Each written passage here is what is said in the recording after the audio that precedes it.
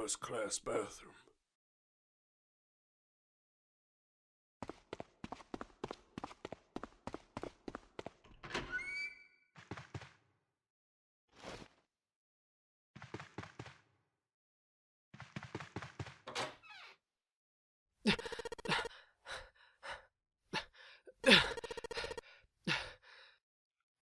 All sound ceased for Junpei.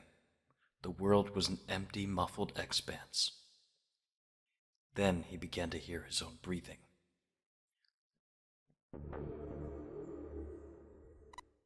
June's mouth moved, but he heard nothing.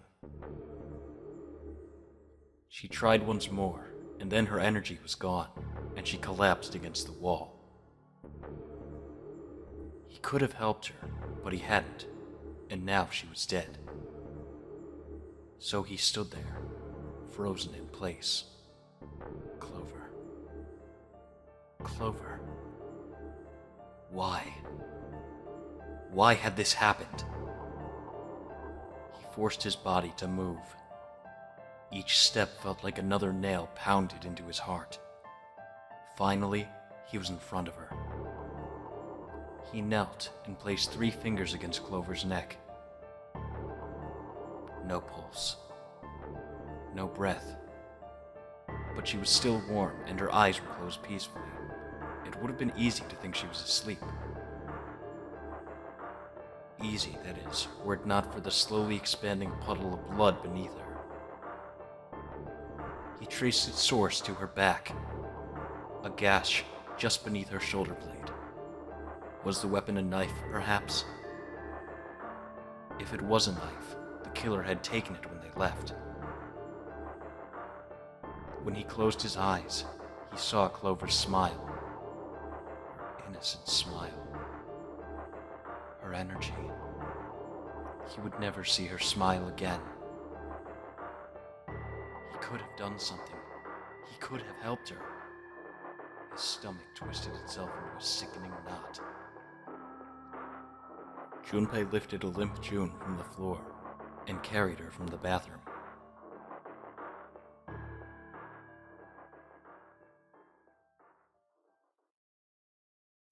Are you all right? It was a foolish question, and he knew it. Yes, I think so. Her voice was weak. The fever had gone down, but the emotional scars she'd received were not likely to recede as quickly. Junpei laid his hand on her shoulder, and they walked back to the bedroom. You should get some rest. He lowered June until she was sitting against the bed. She nodded once and stared at the floor. There were 4 others in the room. Ace, Lotus, Santa, and Seven. They all stared at nothing, their faces drawn and tired. After a while, they drifted into the bathroom to see Clover's corpse themselves. Once everyone was back in the bedroom, Junpei walked slowly to the center of it and looked around as the slumped figures gathered there. Who was the first to find the body? Me. Seven spoke from behind Junpei. He turned around. Seven's hand was up. Why'd you come to this room? To look for Clover. Why else? I found her body in the bathroom. Soon as I did, I ran outside. I got to the top of the stairs by the casino and yelled as loud as I could. Hey, guys! I found her, but it's bad! She's in the bathroom in the first-class cabin! Come quick! Or something like that. Then I went back to the bathroom. Ace, Santa, and Lotus showed up real soon after that. But I guess you two hadn't heard me or something, 'cause you didn't show. So I took off down the stairs to look for you. After that, you know the rest, right? Junpei nodded and closed his eyes. There was one more thing he needed to ask. Seven, there's one more thing I'm worried about. What's that? When we finished all the puzzles in this room and got the door open, you stuck one of those plates in between the door and the frame, right? Why do you do that? Come on, didn't I already tell you that? I did it so that the door wouldn't lock. So we could go back in the... Oh. You think I did it? Well, I don't know. That kind of depends on what you say, doesn't it? Seven sighed and shook his head. Follow me. There were two doors standing next to one another. He opened the one on the right. Behind the door was a closet. Seven stepped inside. He stood in front of one of the shelves that filled it and gestured toward a small box. The box was a small metal cube. He looked at Junpei. This is the reason. This safe. We couldn't open it while we were getting through this room. I figured there might be something pretty important in it. I couldn't stop thinking about it. Besides, I figured eventually we might figure out what the numbers are on the safe. And if we did, I didn't want to screw around with door 5 again. So I put the plate in the exit door so we could get back in that way. You get it now? Junpei nodded and looked at the safe. He grabbed the handle and shook it. Nothing happened. It was as locked as it had been when Seven found it. There was one change, however. Just underneath the safe was a pile of fine reddish-brown powder. Rust. Junpei stared at it for a moment. Had someone opened the safe, dislodging the rust? Junpei left the closet. Seven followed him back to the bedroom. It was cold and quiet. No one spoke. They sat, frozen in place by shock and grief and fatigue. The room felt tiny and oppressive, and the thick, metallic smell of blood filled the room. Junpei turned and headed for the living room. Anything to get out of there.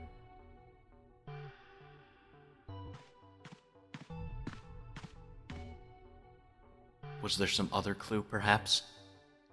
Anything that might lead him to whoever had stabbed Clover. He took his time and examined the room carefully. His eyes caught on the door. The door that led to the passageway of door number 5. Behind that door was the dead body of the 9th man. Maybe I should have another look at it, just in case. Quietly, he pushed open the door. The smell hit him like a blow to the face. His lungs contracted, unwilling to inhale such fetid air. Acid boiled up from the base of his stomach, churning what little food was there into a violent froth. It was too much for him, and he vomited. A thin stream of yellow water and bile splattered onto the floor. He wiped his mouth weakly and stared at the dead body. Chunks of torn flesh lay in an arc around the body. What remained of its intestines had slid out onto the floor. The pool of blood that framed it was half dry, but so thick that it had taken on a texture not unlike that of an egg yolk prepared sunny side up. On the floor, next to the broken mess of the man's head, lay his glasses, cracks spidering across the lenses. The bloodstains near them had already dried, like scabs on the floor. That was when he noticed. It's gone. His bracelet. It's gone. It had been there when Junpei had gone through door 5 before. He was sure of it. Right next to the glasses. But now, it was gone. The number 9 bracelet was gone.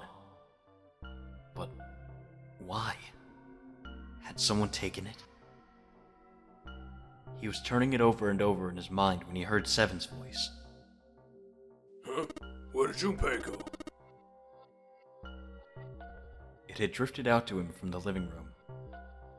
Junpei walked slowly out of the hallway.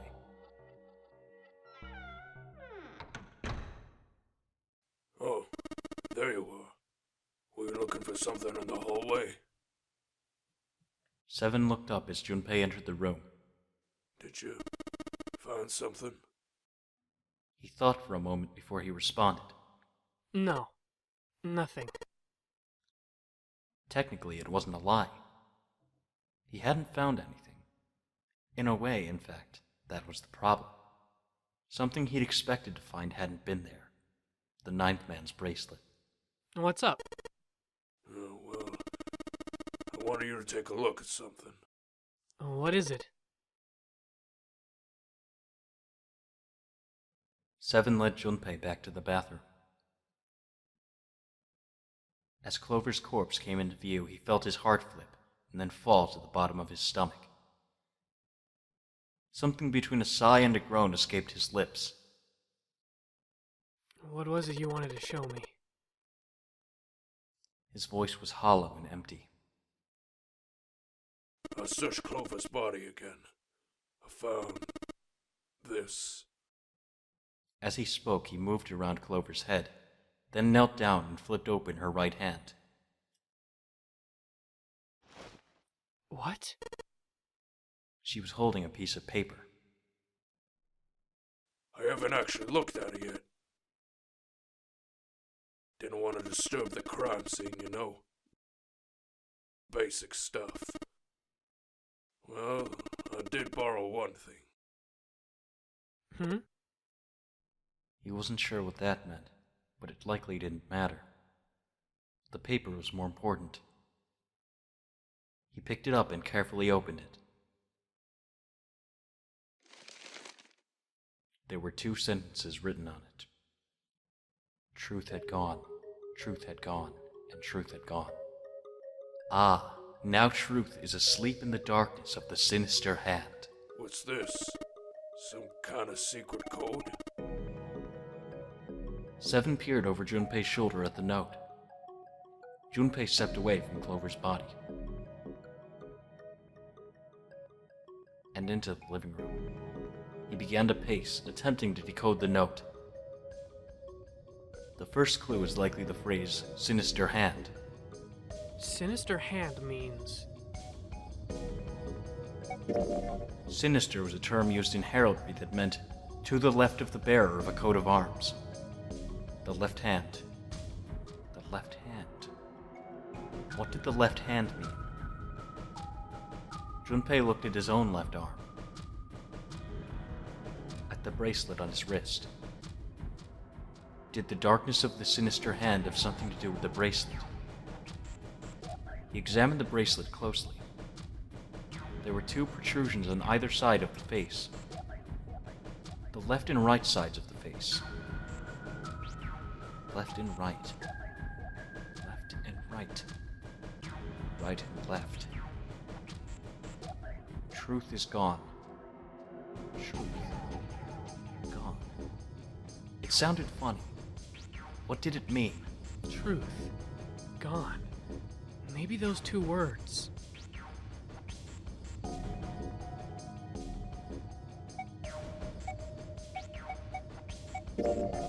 What else could gone and truth mean? Truth, of course, meant something that was correct. Something that was fact.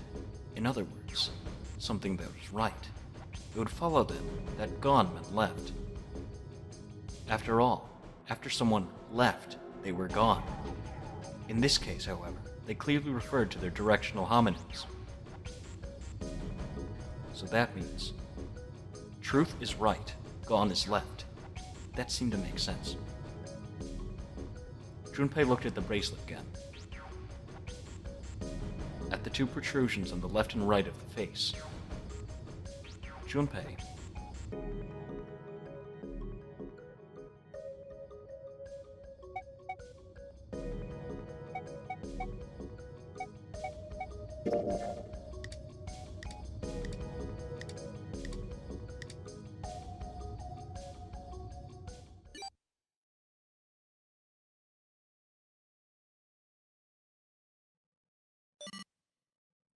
One after another, 8 numbers flashed on, then off of the face of Junpei's bracelet. He checked one more time to be sure.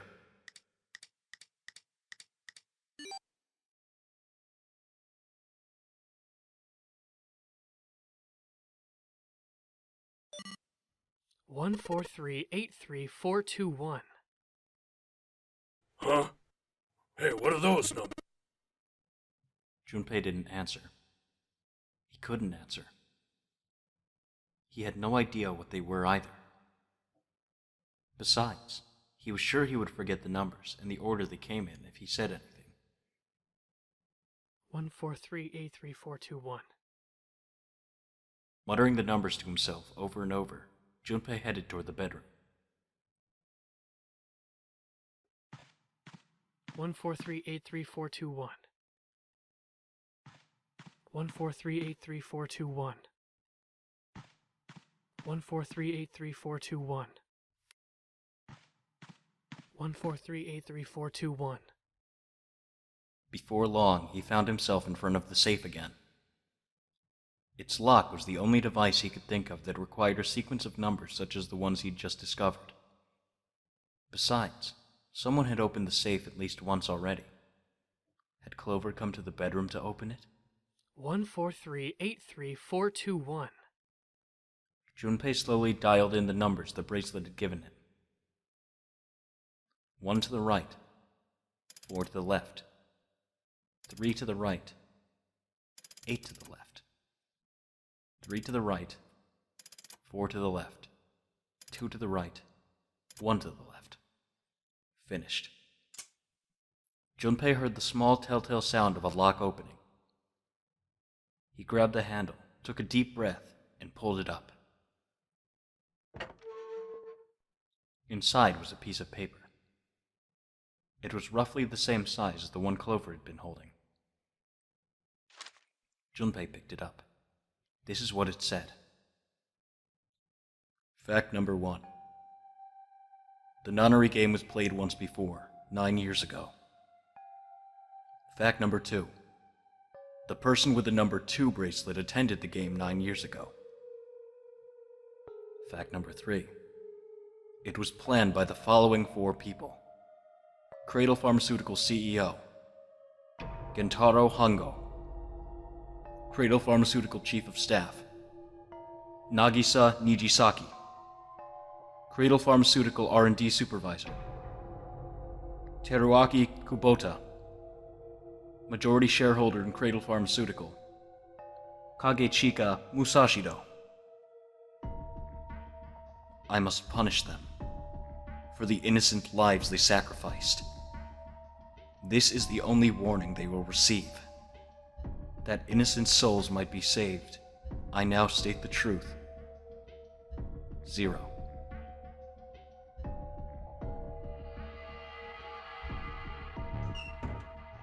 Junpei left the closet. There were 5 people waiting for him in the bedroom.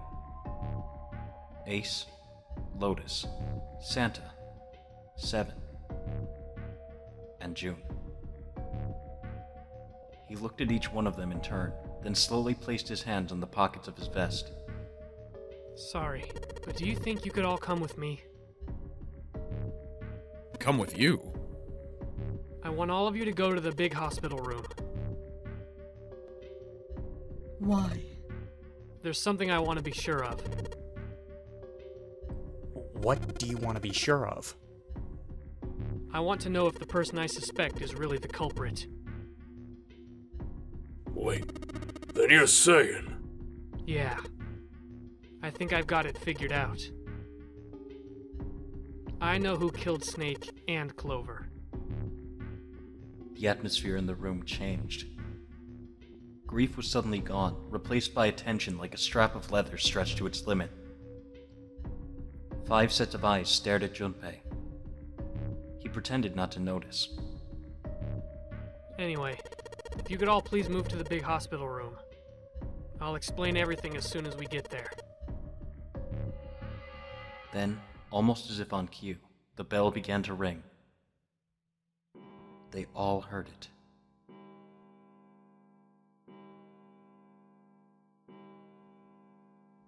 It was the bell from the clock in the main staircase. The bell rang 5 times, then ceased. It was 5 o'clock. They had only an hour left. We don't have a lot of time left. Let's go. Slowly, one by one, they followed Junpei out of the bedroom.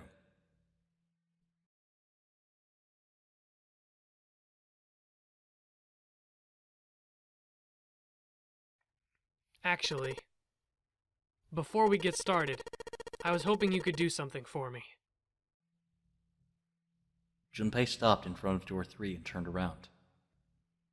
Ace, 7, and Lotus. Could you please place your palms on the red? Why? If we need to get to the shower room, why don't we just... No, we're not going inside.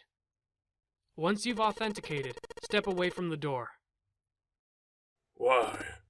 Please, just do it. Or perhaps you don't want to know who killed Snake and Clover. Junpei's implication was clear, and 7 understood perfectly. Fine. What about you, Ace, Lotus? Very well. Sure.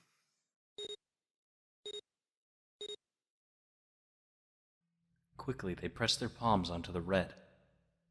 Once they had finished, they stepped away from the door, as Junpei had instructed. 3 asterisks shone from the red's display panel. Junpei approached it and held his bracelet over the scanner. He made quite sure he didn't place his palm on it, and instead only brought the bracelet near it. The 4th asterisk appeared, just as Junpei had expected. It was possible to authenticate without placing one's palm on the red, so long as the bracelet was brought near it. Junpei pulled the lever down.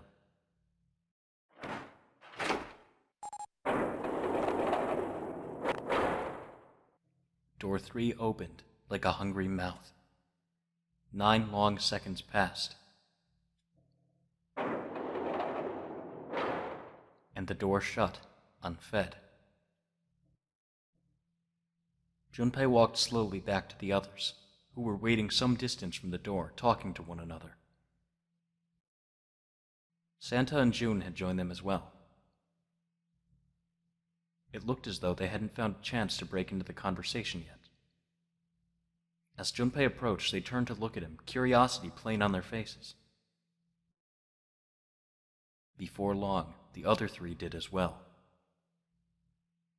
Clearly, they were all expecting some answers. Thanks. I appreciate your cooperation. Clearly, they'd hoped for something more forthcoming. He continued. By the way, Ace, would you mind if I asked you something? What is it? Do you know who I am? What kind of question is... Just answer it, please. Who am I? You're Junpei. Of course. Who else would you be? Unfortunately, that's the wrong answer. Actually, I'm Santa. What? Ace's voice was full of surprise, but it was also tinged with confusion and fear. Everyone else looked nearly as surprised. Santa looked especially shocked to discover he was actually someone else. If he spoke, however, the trap would be exposed. Junpei quickly continued. The clothes I'm wearing, I borrowed from Junpei. And the clothes he's wearing are mine. We had a little swap. That's ridiculous. Impossible. So, you're saying I'm not Santa? Of course you aren't. Why? What makes you so sure I'm not Santa? If you were Santa, then door 3 wouldn't have opened for us just now. 1 plus 7 plus 8 plus 3 equals 19. 1 plus 9 would be 10. The digital route would be 1. But the 4 of us just opened door 3. You can't possibly be Santa. Your bracelet number isn't 3. It's 5, right? Only then, when it was too late, did Ace realize his mistake. He set his jaw and glared at Junpei. You're exactly right. My bracelet number is 5. As he spoke, Junpei lifted his wrist up to show everyone the bright red 5 on the wrist. Sorry, Ace. I tricked you. Of course I'm not really Santa. I'm Junpei. Who could possibly think I was? It's obvious I'm not. To think I was... ridiculous. But I guess you couldn't see just how obvious it was. I asked you before, didn't I? What makes you so sure I'm not Santa? And you answered, If you were Santa, then door 3 wouldn't have opened for us just now. most people wouldn't say something like that. As their justification for why I'm not Santa, I mean. The first thing that would come to anyone else's mind wouldn't be the bracelet number. There'd only be one thing they'd say. One sentence. You don't have his face. Ace, you have prosopagnosia. Am I right? Junpei's voice was quiet and calm. He knew the truth. So did Ace. He could hear a sudden buzz of conversation from the others. Prosopagnosia? What's that? He heard Lotus begin to explain it to them. Ace glanced at them, then turned back toward Junpei and sighed. Very well. I confess. I have prosopagnosia. I cannot differentiate human faces. Is that what this was about? You want to mock me for my disorder? No, not at all. I'm not making fun of you at all. In fact, I feel kind of bad for you. No, the reason I brought this up is that there's an excellent chance the person who killed Snake has prosopagnosia. Ace's face tightened. His eyes narrowed. What do you mean? Junpei leaned casually against the iron piping of one of the beds. I'll just come right out with it. I think it was you, Ace. You killed him. Junpei was suddenly very aware of 5 pairs of eyes on him. He had their undivided attention now. The room had grown very, very quiet. Junpei took a deep breath. That's ridiculous. What possible evidence do you... I have 3 pieces of evidence. The first, think back to a few hours ago.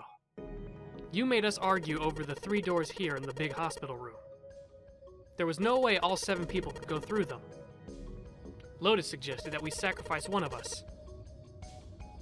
Lotus looked away awkwardly. Junpei glanced at her and continued. Then you, Ace, said, I'll stay here. Why would you say something like that? It's pretty simple, really. You didn't want us to see the dead body in the shower room. You see, if Ace stayed behind, there were only 2 doors the rest of us could go through. Doors 7 and 8.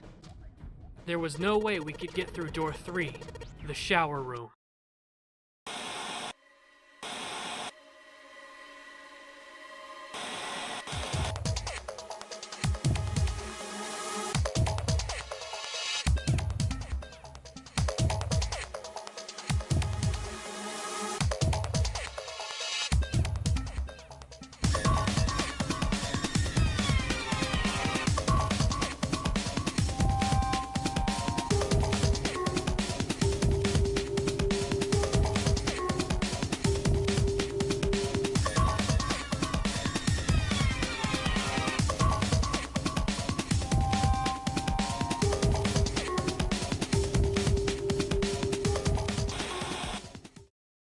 Let's go project!